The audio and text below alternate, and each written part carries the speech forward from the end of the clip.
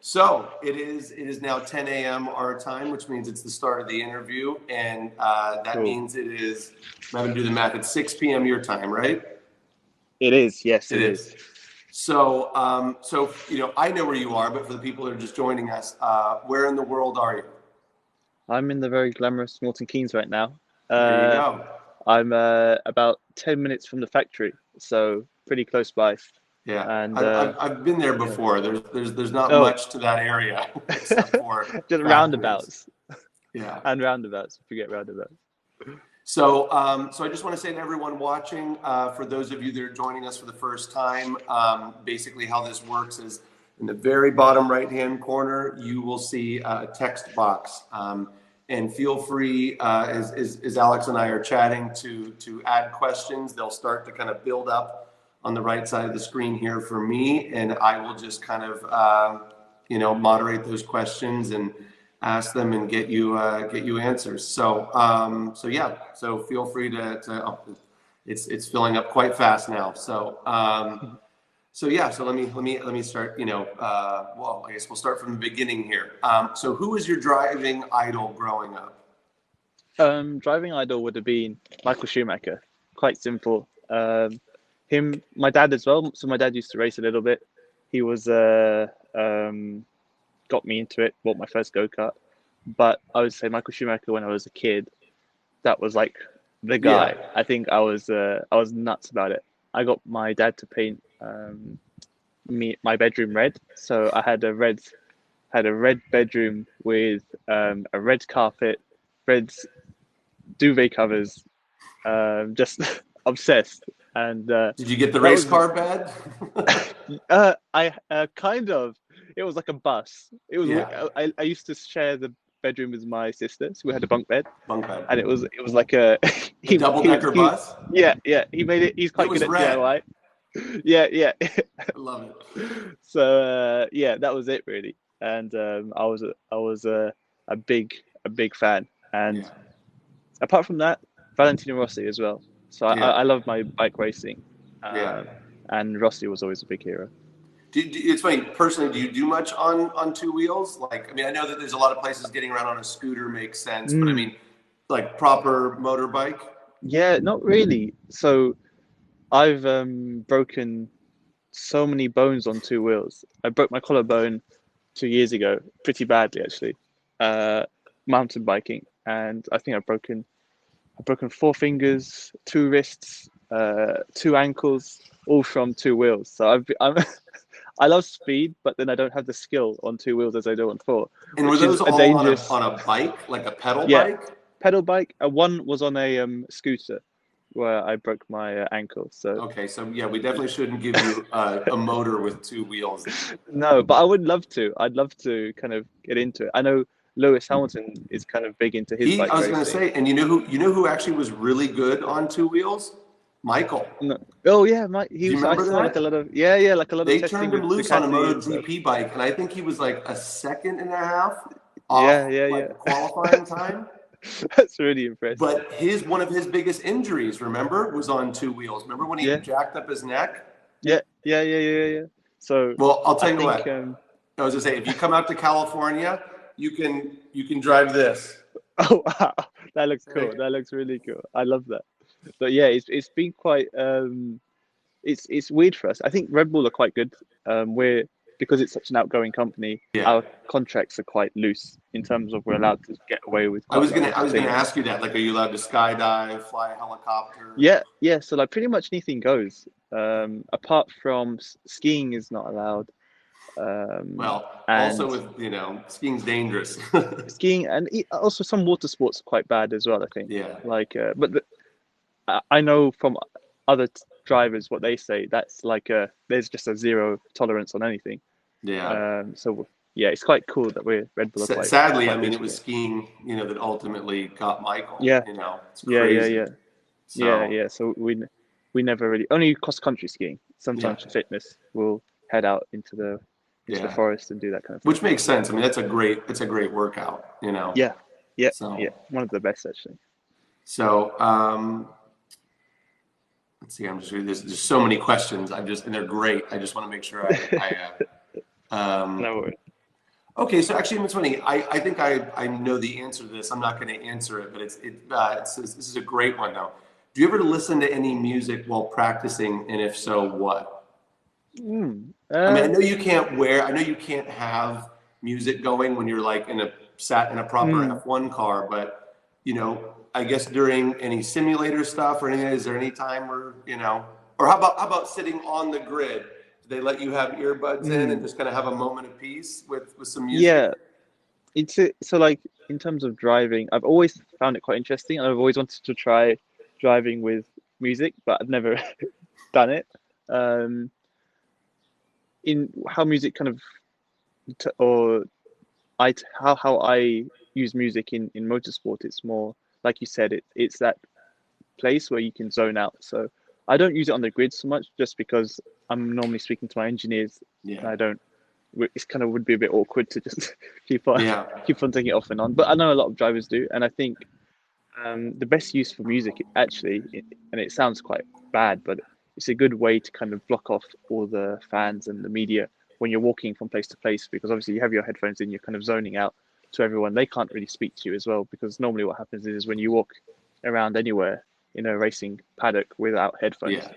you'll just get asked a lot of questions and things No, like that. I, So I've been fortunate enough to spend some time in some F1 paddocks, and if you guys stop for one picture, one question, even just for somebody to say, "Hey, I'm a huge fan," when you yeah. stop, it swarms, you know. It does. But it obviously is part of it, and I enjoy it. Yeah, But I would say I wouldn't use music as much as maybe other people.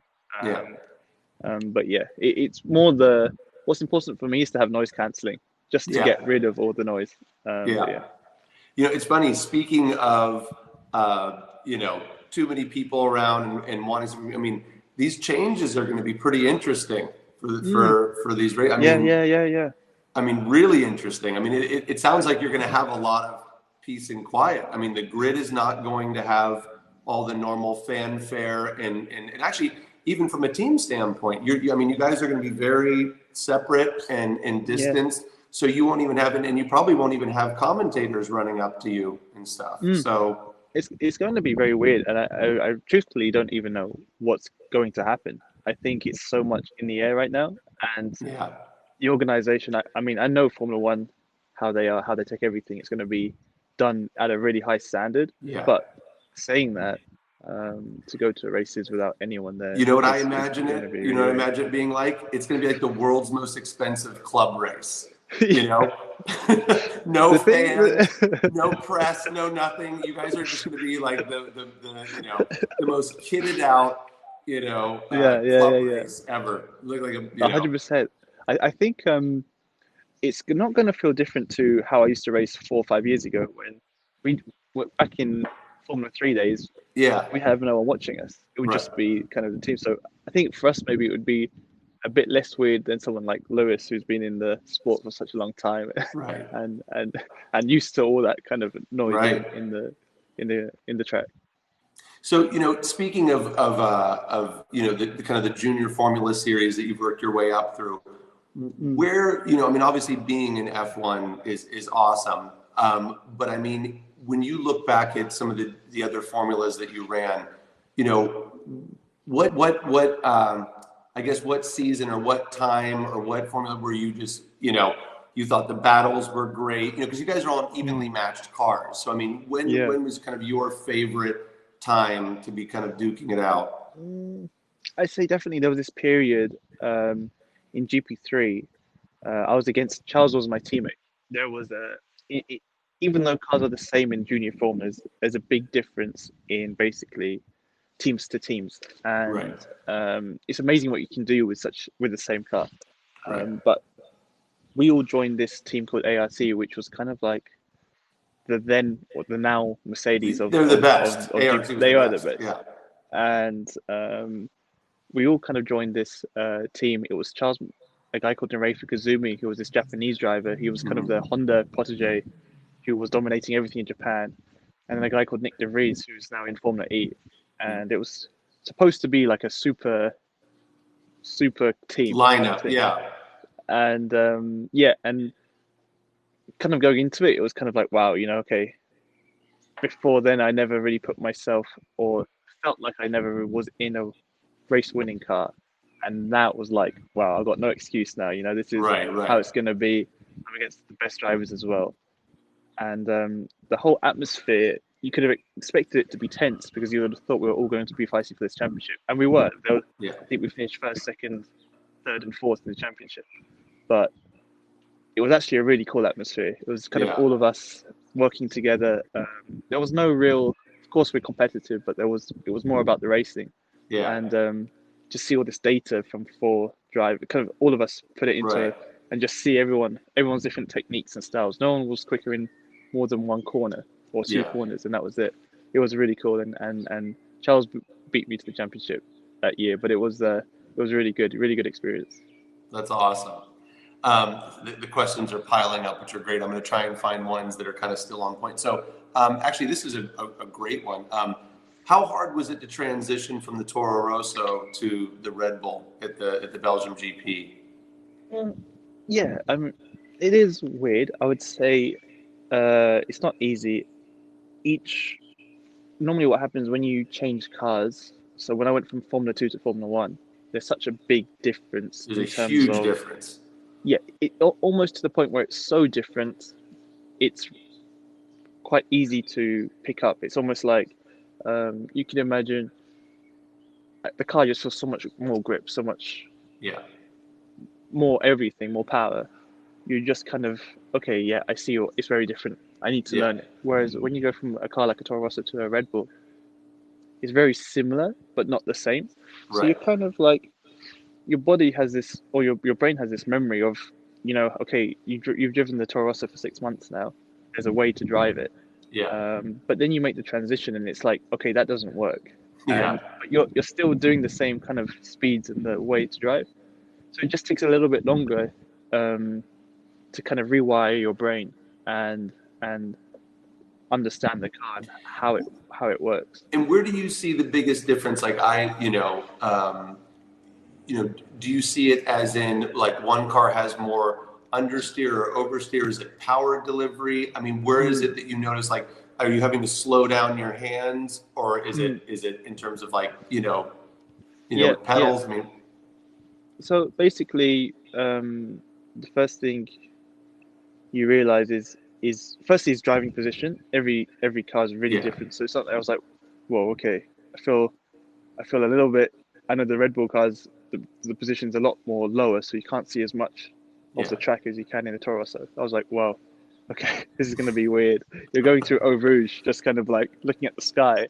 yeah, Um, but it was more, I'd say, firstly the actual out of all the driving, it's more how the team operates. It's very yeah, different philosophy in terms of it's a race winning team, and in Toro Rosso there's much more of like a um, sense of what do you want to go faster, and in Red Bull it's very much a sense of uh, we need to do this for the car to be faster, and you kind of just got to understand that the car's on such a fine edge, and they're going for performance, and you've got to kind of drive around difficulties in the car to get the lap time out of it, which is pretty different. But then apart from that, in terms of technique and style, not really, not really. Just maybe actually one of the things which you said, which I did feel was you had to turn a bit slower, a bit smoother in the corners. yeah, The car has a lot more grip, but you can't actually feel it because yeah, you can't. There's no direct comparison. I didn't go from a Toro Rosso in Barcelona and drove a Red Bull in Barcelona. It was like I drove the first half of the year in a Toro Rosso, and then I drove the second half of the year in a Red Bull. So I could never really compare and feel like, wow, this is a lot quicker. Because in the end, the Formula One car yeah. is incredibly quick, so you don't really can't tell so much the Right. speeds differences. So, another thing, when I think of all the working your way through all of the different formulas, there is, I don't Mm. want to say similarities, but you look at just the steering wheel alone on an F1 car. I mean, Yeah, what was it like transitioning to something that has, I mean, so many little settings and just intricate little, I mean, the sequences of just to even get going, I mean, was yeah. that something that you found yourself having to just study, because also Mm. none of it's labeled, like Yeah. obvious. Yeah. You guys speak in jargon over the over the. You never hear like push the green one twice. Like it's always Yeah. like some, it's like military code. I mean, Yeah. was that So something really hard? Because you guys also, you guys are in the middle of the race adjusting stuff. I think the steering wheel in Formula One, we can do literally millions of different Yeah. things. And on top of performance items, there's also reliability items. As you said, the very first day I went into the factory in Toro Rosso, they gave me a leaflet and it was just this thick and it was just the steering manual. That's And they're not a like, leaflet. That's a dictionary, mate. exactly. And I was like, well, okay.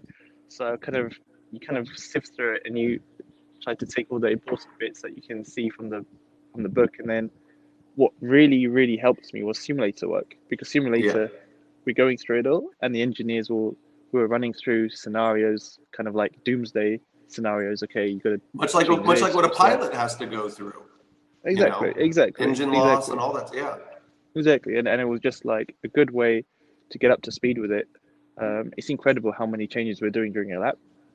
Luckily, with Toro Rosso being a Honda and Red Bull being a Honda, when I changed team, it was the same buttons, more or less. It was Oh, not that's really a great. big difference. Yeah. Right. So that was good. It was just more, again, as you said, there's a lot of gibberish, but it's coded messages. So Yeah. you just got to understand their coded messages. Yeah. And kind of just work it from there. It's so much. It's amazing how much you can't just drive. Like there's so much more that you have to. Do you find yourself being on the radio more in F1 than you did in other formulas, say GP2 or F2 or anything like that? Yeah, a lot more, and not so much me speaking to the team, but more the team speaking to myself. Yeah. In Formula 2, it was crazy. It was like, you wouldn't want the engineer to speak to you in a corner. You say, just speak to me on the straights, and that's enough. Right. And that he would maybe speak to you once or twice in the whole Right. race, right?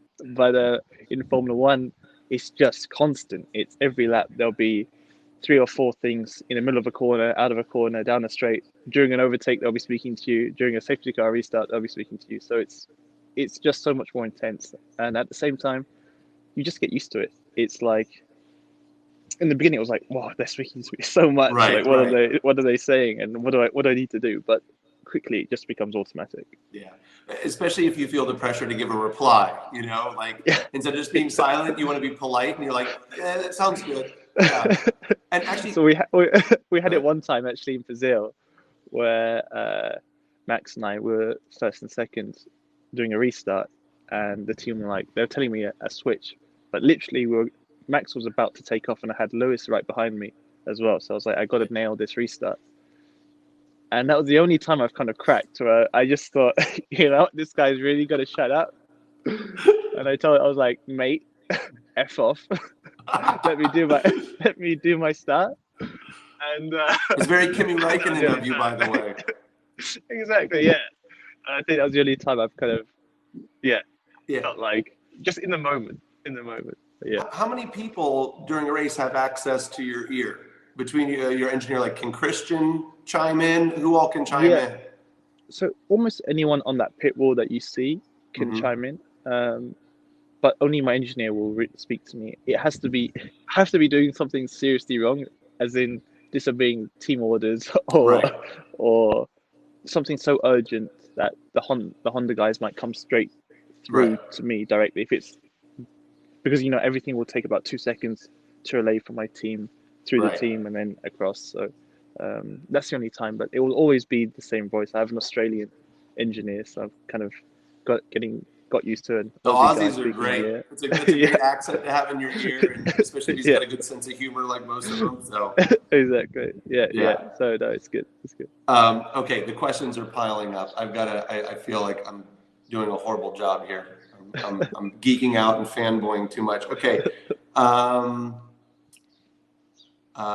This is a nice one. It basically just says, hey, when will we see another Red Bull championship in F1? Good luck. Hey, that's I think this year we're honestly looking pretty strong. I wouldn't want to say this year for sure, but we did the winter testing. I still think Mercedes have a very strong car. Yeah. They do seem Until stronger the still. whole car formula changes, it's going to be Exactly. hard. It's going to be hard. The good thing is historically speaking, Red Bull have always been very good at interpreting the regulations, and Adrian's always doing his magic. So Yeah. should be good, and we should be pretty strong. So yeah. Yeah. All right. It says, okay. Some of these questions are long. Okay. Actually, you know what? This is a really fun one. Do you have any interest and have you thought about racing any, classic cars? Classic Anything cars. anything with 3 pedals? I've have a fascination about owning classic cars, Okay. but racing them not too much. I mean, I would love to. Obviously in the UK we have this Goodwood stuff, like the Goodwood Revival Yeah. No, the Goodwood and Festival of things like that. Speed. Yeah, and the Yeah, Goodwood Festival of Speed. Revival. That's it. Both of them. One of them's on the proper track. The other one you On run the up the proper hill. track. So. And I love watching the onboards of like the old Ford GT40s. I Oh think there's yeah. a video of someone in the wet driving around in a $12 Yeah. million car, and I was like, wow, there's that takes some serious balls and he's sideways the whole time.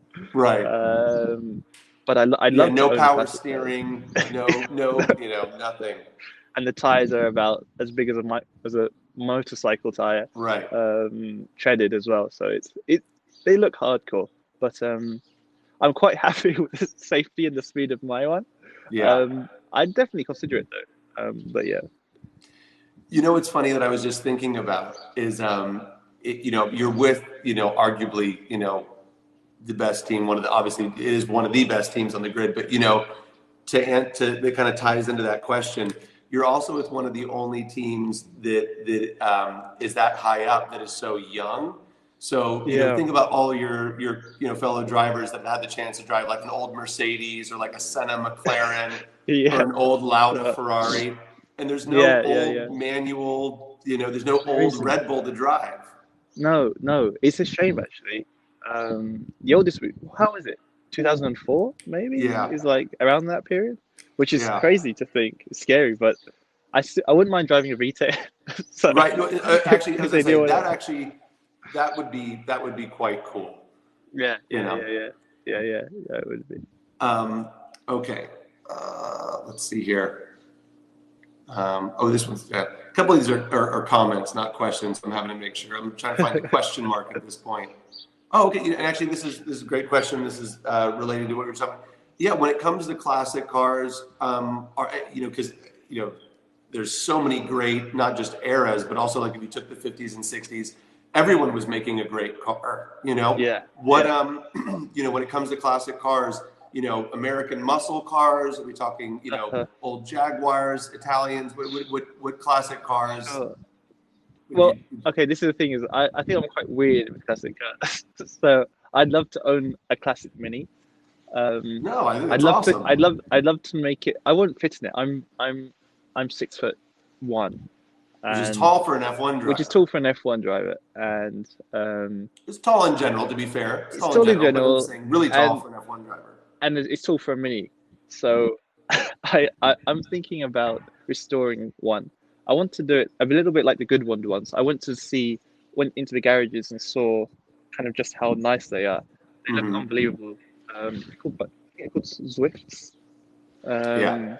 And I take out the rear seats, kind of. So just make it a 2-seater kind of thing. I'd love to have 2 seats. Just so I could take my friends around, and if possible, I'd make it rear-wheel drive. And it'd be awesome. Hoon around. It's funny. Yeah. You know who's big? I mean, you probably already know this. I'm telling you something you already know, but you know who's big with vintage cars and racing is Adrian. Yes. So, I mean, he's got a really good collection.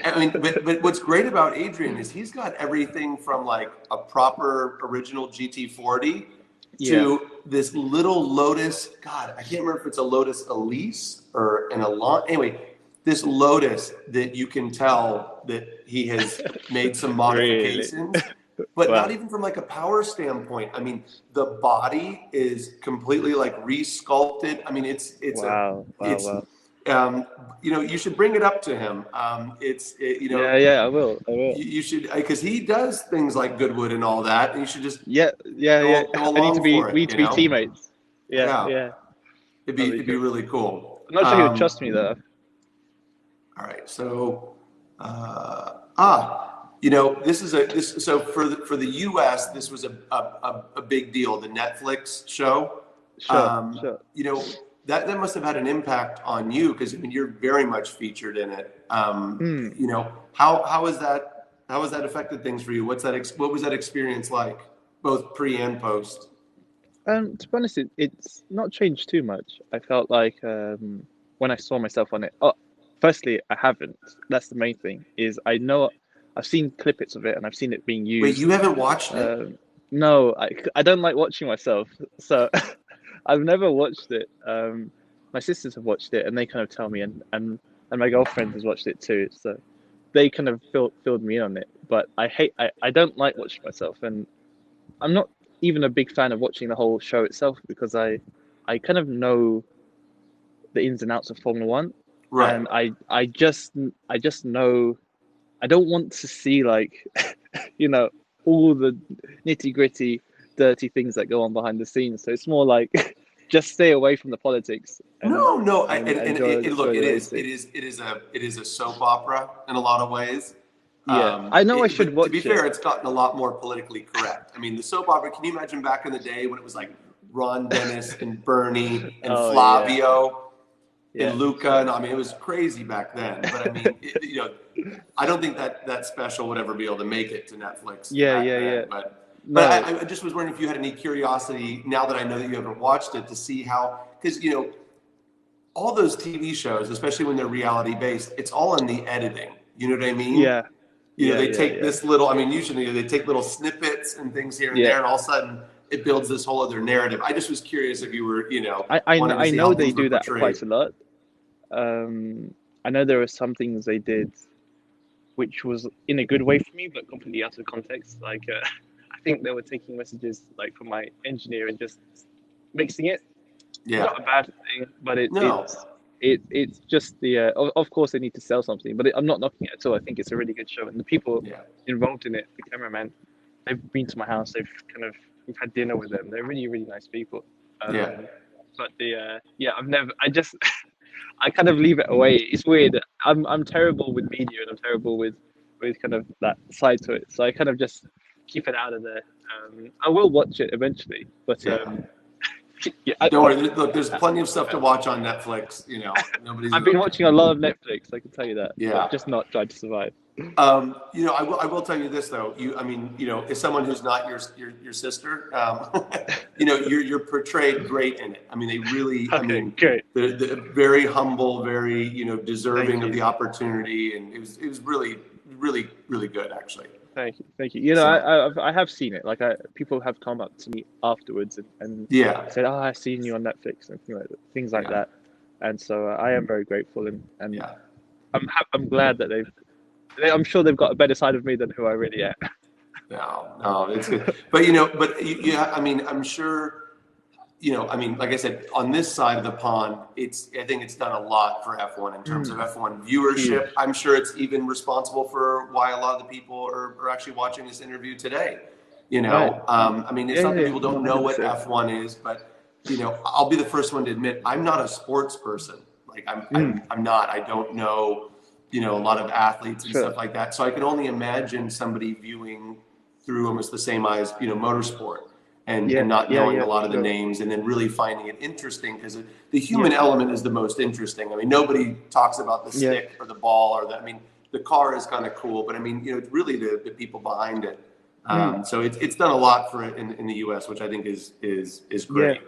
Though I know, like with my just kind of going to America and seeing even my girlfriend, she kind of got into F1 very originally, like from watching the very first season of it, and I was like, oh, okay, I'll have a look at it, and she's American, so that's kind of how Oh, that's cool. it came through, and That's so with good. America being involved, so with Drive to Survive, I think, as you said, it's like Formula One drivers, we get portrayed maybe as people who don't really know who we are. I think with the Right. media, I think Red Bull do a very good job with it, but there are definitely kind of that mysterious side to Absolutely. what Formula One is, and I think as it's opened up people's eyes to kind of just the pressures, and of course, I don't think there are many top line sports where there's only 20 people who are on the top level, and it's quite a stressful, job really. And it's nice that they kind of show that, and show kind of what makes us. Yeah, I mean, it definitely, well, I mean, a lot of things. I think that, and I'm sure you've heard this before, when people sit there and go, oh, racing drivers aren't athletes. I drive every day.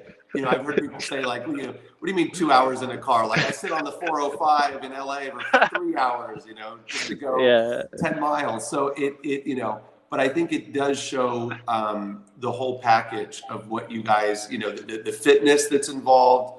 The mental part, obviously, both on and off the track, all the politics. I mean, I think it gives people a huge appreciation for, the 20, people that drive those things. So, they did really well. Okay. So, and actually, I want to say that, have you driven the Valkyrie yet? The test mule? Yes. That's right. I drove it in Silverstone. It was incredible, actually. I think, firstly, just to look at it is unbelievable. I think that we arrived there. We were doing a filming day before the launch of the car, the Formula One car, that is. And we were filming with the Valkyrie and the Formula One car. And the guys, all the engineers were there, obviously, for the Formula One car, came over, and we all had a look. And, F1 engineers, I think it's hard to impress them because these guys are kind of the top of aerodynamics. The space shuttle would have a hard time impressing. Exactly.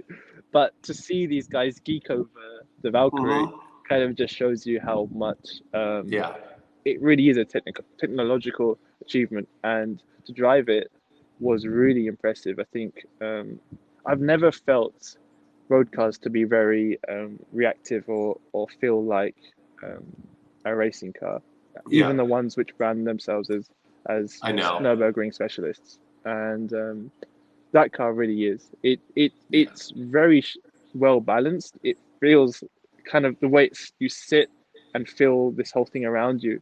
It feels really good. Of course, it was a test mule, so we weren't allowed all the guns and whistles, bells and whistles on the to the real thing. But I just know that once that thing is ready, it's going to be an absolute piece. No, look, I mean, the fact that was the impression that it gave you, not going 10 tenths, and not giving up, I mean, that says a lot. I mean, we say that, but we were still pushing it. I'm sure. But the fact that you didn't have all of its ability available to you, I mean, that's great that you were able to feel that much from the chassis. But were you? I mean, you had to be impressed by the engine, right? I mean, I still wonder what that thing. The noise, everything. It's going to be insane. I think obviously Adrian's been working closely as well with it, so it feels well balanced. And what I couldn't believe was just how light it was, but also the way you're seated, you can really feel the car moving. Like it's. I'm guessing it's because you're quite low to the ground, and also the center of gravity must be right. It feels like it's under your bum. Right. And when you're driving it, you can really have this sense of the car being alive. Your seating position is not too different from the F1 car, right? I mean, it's definitely more. Yeah. Which you feel so much when you're seated like that, just in terms of the way your body holds everything, the way it's cradled. So it's amazing the feeling you get when you're just that close to the ground and you can feel all the movements in the car. Yeah, it's not to speak ill of anyone that's going to own it, but man, they have their work cut out for them. You think about the people that are going to own that car. I know. I think Max is going to be one of them. So I'm very jealous of him. Well, hopefully they all get really good driver coaches. I just realized I just asked you the first Aston Martin question of this whole interview. Sorry. Okay. Let's see here. We're just kind of staying on the Aston theme. Have you, other than the Valkyrie, and obviously that's the top. Have you gotten behind the wheel of any of the other cars? Yeah. I have a Vantage that we pretty much have been using the whole time. We go to races. that's obviously a really nice, kind of good looking, but also well balanced car. Yeah. We've done a few track days with guests in Silverstone. I've done we did it in the snow in Austria earlier this year as well. That was really cool. Um, and yeah, I've driven that one, the DB11 as well, which is actually one that I've got in Monaco, which is just a cool, convertible, cruise it around It's a kind of proper thing. Monaco car right there. Yeah. But yeah, no, I do really love the car. I think, Yeah. especially just kind of the style and the looks. I Yeah. don't think there are cars out there that kind of have the presence of an Aston. They are I mean, again, I'm a fan of all cars, all car brands, even ones that I'm not involved with. But I do think that they're some of the best looking cars in the world. In fact, Yeah, I think it's yeah, actually one of the few car brands where car people don't actually debate over the yeah, styling. It's not even arguable. You just go, the yeah, car is elegant. It's also yeah, very yeah, yeah. handsome. I mean, they're It's they're nice. great cars. What color is the DB11 and what color is the Vantage? I had it's like a light blue DB11, Mhm. which was nice. I had a but we're changing like every Yeah, I know the Vantage we're in and out. changes. So if I say my favorite ones, I've been pestering the guys because I really want.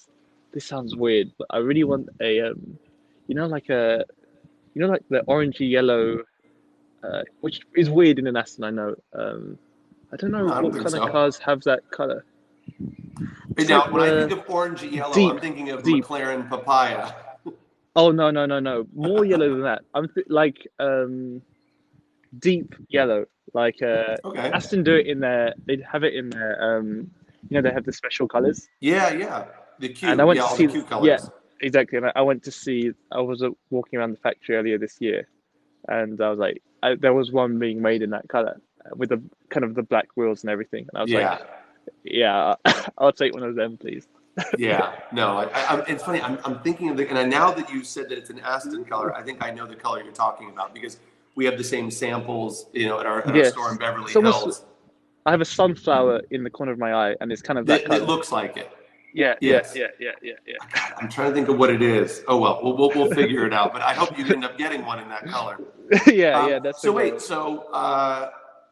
so what is the daily driver? What do you drive daily? So that is my advantage. I have a black one, which is pretty cool. Hmm. I have one in the UK and then Yeah. one in Monaco, which I haven't even seen the one in Monaco yet. It's arrived, but because of all the quarantine stuff, I haven't been able to get back there Wait, do yet. you have two parking spots in Monaco? No, one, Oh, okay. I was only gonna one. say, I was like, that's impressive. Very It's impressive. really difficult. I had to my waiting list for a parking spot was about 6 months, Yeah. and that was being fast tracked. So it's it's terrible, terrible. I think, If it's yeah, hard for you to get a parking spot in Monaco, I can only imagine. yeah, yeah, So, but yeah, um, well, that's why the Mini is really good. You can park that thing anywhere. exactly. I think actually I need to get a scooter for Yeah. Monaco. That's the I've asked Honda for one, just a little moped to whiz around on. Yeah. But yeah, So now I know that we're living in a weird time right now, so this wouldn't be an accurate depiction of life for you. But where is typically if everything was normal, where would you spend most of your time? Because I mean, you do have to travel to all those races. I mm. mean, how often are you in Milton Keyes, near the factory versus Monaco? um, well, the Monaco thing is all very recent. I only really moved in properly at the end of last year, and um, with all that was going on, I've spent almost zero time there just because um, the team, which is rightly so, we didn't want both drivers up in Monaco because which is what's happening now with Yeah. France being strict and the quarantine in the UK. We didn't want both drivers having no drivers in the UK for simulator work or anything like that. Right. So I'm here, which is really no different to how I've spent most of my life. Actually, I've been Yeah. in this place for about 4 or 5 years now. So Yeah. yeah, it's pretty okay. I spend, especially with quarantine, Red Bull.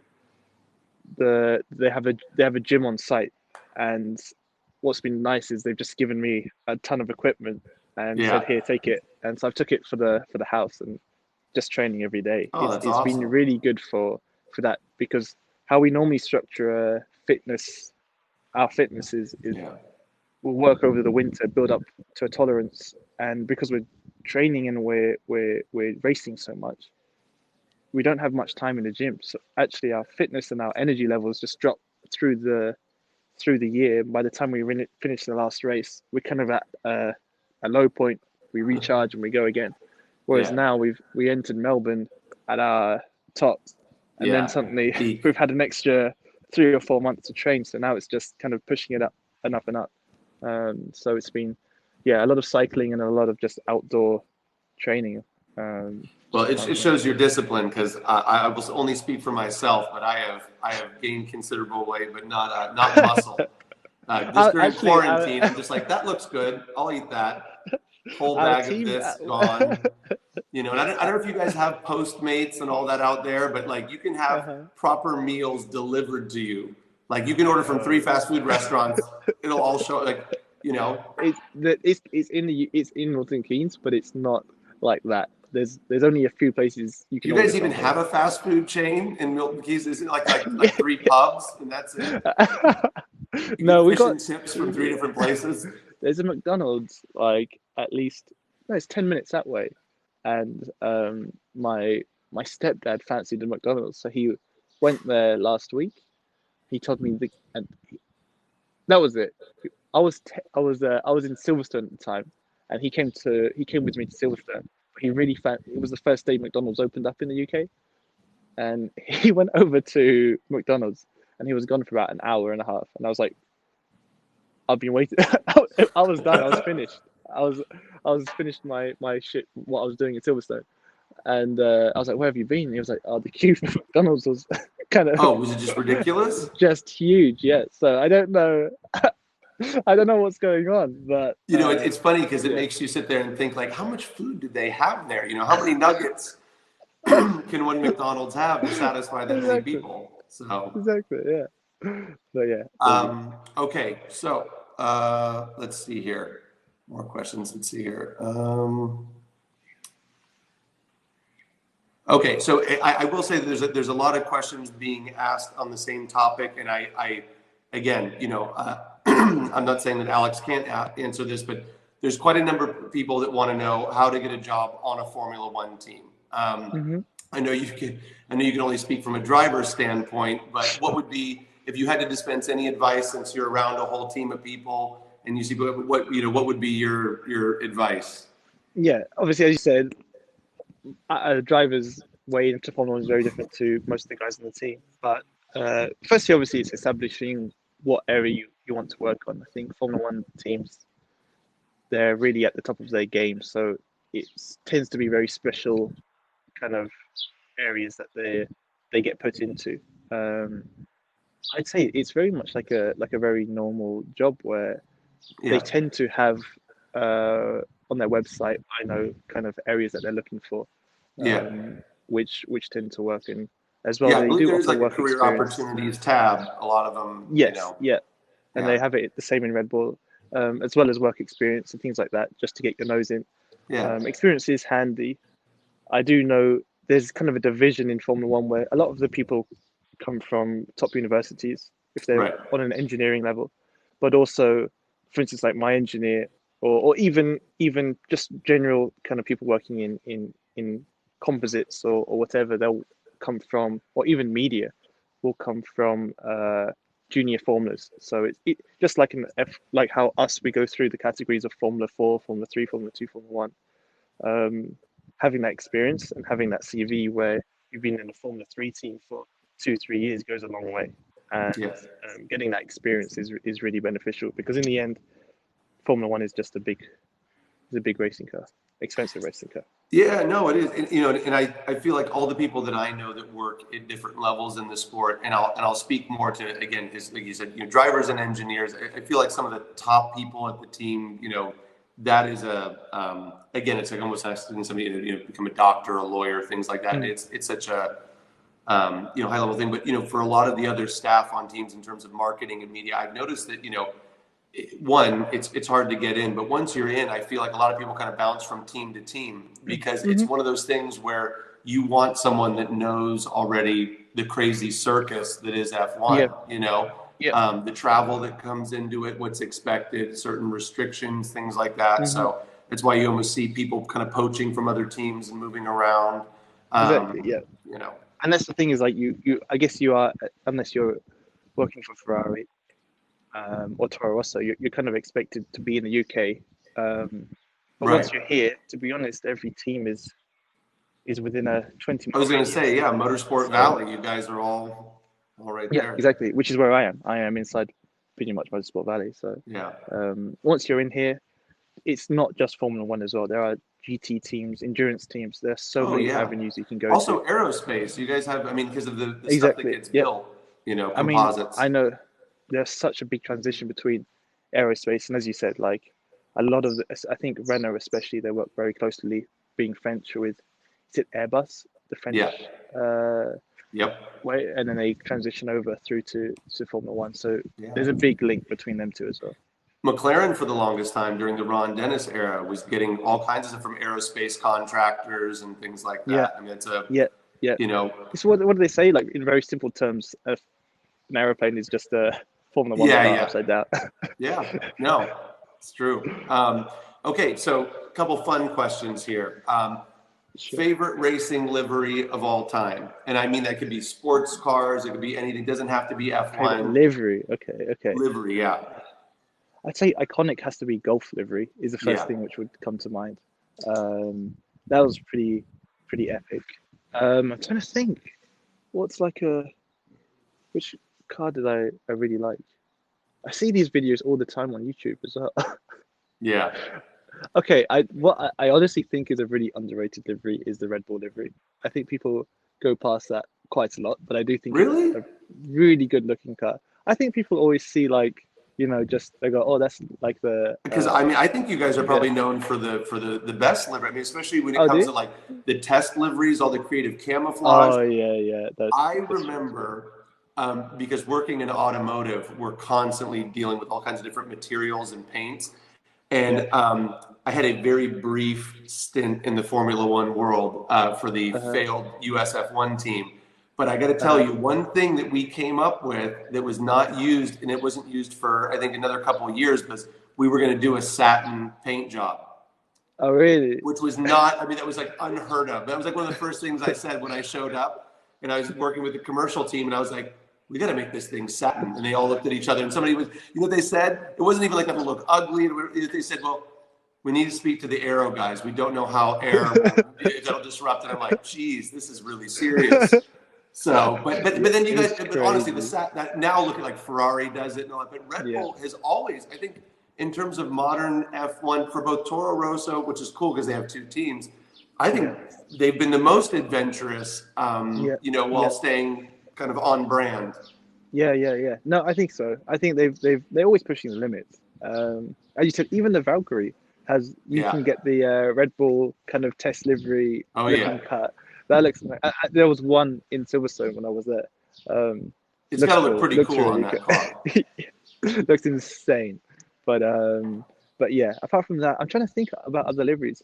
I quite like the Jordan one with Yeah. like the that what was it like a snake thing Yeah.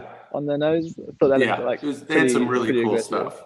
Yeah, and there's also the oh god, I can't remember now. I really like the look of the. This is more not so much livery, but just the car itself. Was the Benetton that Schumacher It's funny you say that. Yeah. was? The Benetton S- yeah, yeah, looked yeah, great. that's good. Yeah, And yeah, actually, I I thought love they that had stuff. great livery. I thought that was such an interesting, Yeah, yeah, yeah, yeah, instead of yeah. making things Sure, so clean and precise, it was like this very really broken nice. up, Yeah, fractured. It was yeah, very cool. yeah, yeah. I like it. I like So, it. well, look, I have gone over our time by 5 minutes, and I No do worries. apologize to everyone that I didn't answer all the questions, but I hope I got. I feel like I got a lot of them. Okay, as I'm scrolling, I'm realizing I didn't get many. Okay, how about this? How about this? Can you knock out a couple more questions? They'll be fast, quick Yeah, yeah, of ones. course, of course. Yeah, Okay, no worries. favorite track? Favorite track would be Suzuka. First time last year, unbelievable. Yeah. It took me away. Yeah, amazing. So you must be pretty bummed that you're not going to do Japan this year. Yeah, I think it's a big blow. Not just for this track itself, but for the fans. Yeah. They are incredible. What do you I consider think your every home driver says race? it. Uh, I'd never really had one. I always considered Singapore was the closest to Thailand. And that's why I asked. I didn't know if it was for you, if it was, Yeah, the British but Grand Prix of course I have close connections with Silverstone, and yeah, a lot of my friends will come over for the Silverstone race. yeah, But saying that, Vietnam was going to be the new one. Vietnam, yeah, it was going to be really good because I was having a lot of my Thai family who've never yeah. seen me race come to the circuit, which I was Oh really man, excited for. But yeah. I'm sure we'll get it done one sooner or later. But yeah, So to kind of end things, we'll next get to see you in July, right? That's when you'll be on the yes, grid. yeah, should be good. It'll be good to get back. It feels weird without it. I think it's not like other sports where you can kind of pick up a football and kick around in your garden. You're just sitting No, doing nothing. So we've yeah, obviously been doing the simulator stuff, which we've been quite big on. Um, but it's not the same. So yeah. you're just And actually, itching to get back out. there's a question here about that I do want to get to because I think it has been something that's so important for the sport now. Your thoughts Yeah. on esports and all that? Yeah, it's definitely growing, and I think it shouldn't be taken like as a gimmick. I do Right, really think these guys are extremely talented, and when I say that, it's like yes, they've done it longer than us in terms of doing these sure. racing games, but um, it's still a steering wheel and pedals, and these guys are kick our asses, really, us F1 drivers. I mean, we're dependent on different factors. We're using a lot more about feeling rather than eye Right. and hands, which is really what a simulator is. But I do see esports growing, and I think quarantine has really helped, Oh, especially the Formula absolutely. One It's side. brought it to the forefront. I mean, Exactly, and it's I think it's especially Formula One or racing esports is a really good. It's a very rare sport where you can get the simulation or the esports side, which is really tight with the real thing in terms of us drivers. We can kind of transition over pretty nicely and race against and with each other. It's not like we're entering FIFA where it's a completely there's no skill. A football player won't be good at FIFA kind of thing. right, right. But we tend to be pretty good on the simulators, Yeah, and I think it's a really cool opportunity where we can do crossovers. yeah, Um, and I would like to see more integration with it. And I think even now we've got meetings with FIA yeah, about it because these guys obviously that they to get into Formula One, we've had very fortunate upbringings where even things like karting is extremely expensive, and yeah, you knock out half the people who want to be in a racing driver just due to the costs. So yeah. having a esports drivers is a nice way and a new way to get into the motorsport world. And eventually, I'm sure soon we're already going to start getting these esports drivers coming over to Red Bull to do the simulator here, and we'll Yeah. just see.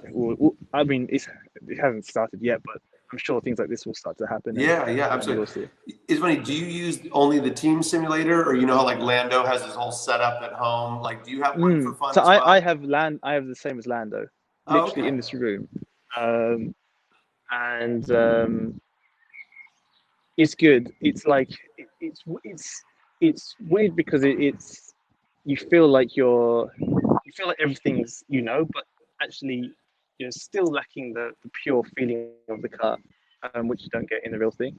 Um, Yeah.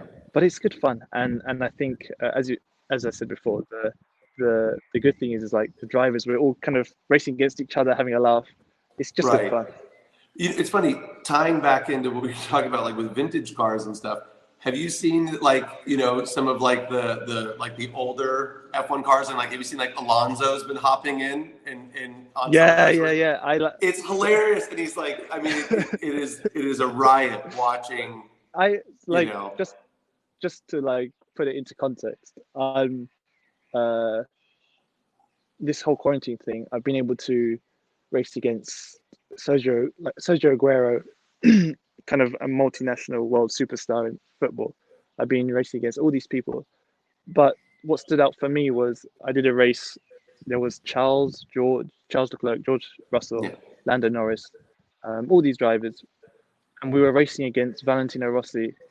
And my little brother was with me racing next to me. We had two simulators there, No way. and he was battling with Rossi and overtook him on the last lap. And then Rossi's DMing me, talking to me about my little brother, like how they had a good. And it's just like, how could this ever happen if it wasn't for esports and kind of the Absolutely. community? It's really cool. That's so cool. Well, look, Yeah, thank you so much for going over the time that you allowed us. And like I no said, worries, very no worries. excited to see you in July, you know? Yeah, can't wait to get started.